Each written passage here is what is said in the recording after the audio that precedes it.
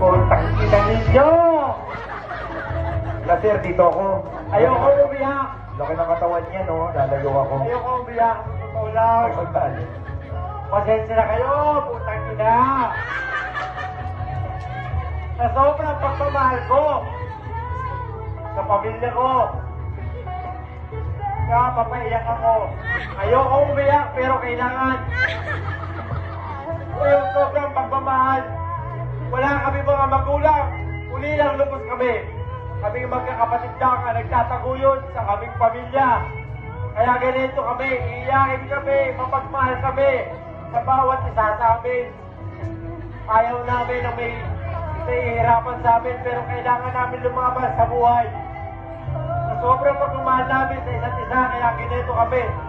Lahat kami, lahat ng natin dito, sana nararamdaman ninyo kung ano ang nararamdaman ng bawat isa sa amin.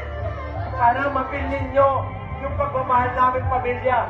Sana maramdaman din ninyo. Sana ganun din kayo kasi may kanya-kanya tayong pamilya. Sana nakukuha nyo ko. Ganito lang ako, malaki katawan ko pero iiyakin ako. Diba? Yung laki ng katawan hindi nakukuha. Ang importante, lahat ng pamilya, nagmamahalan tayo. Kaya ang aming nanay, ang ate ko, siyang tumatayong nanay namin sa aming pamilya. Ako, tumatayong tatay sa aming pamilya. Uli lang lupos kaming magkakapatid. Kaya ganito kami. Pinipilit namin na magmahalang kami sa isa't isa. Ayaw namin na may nag-aaway sa amin. Dahil ang bawat nag-aaway sa amin, kami nasasaktan.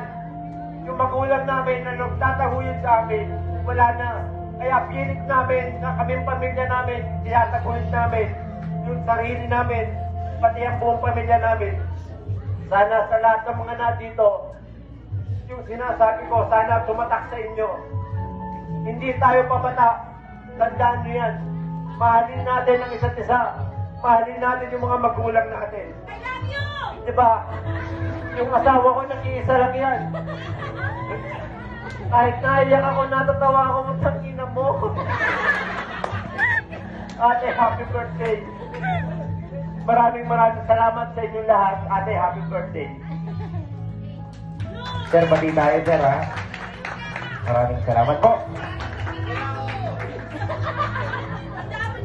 And last but not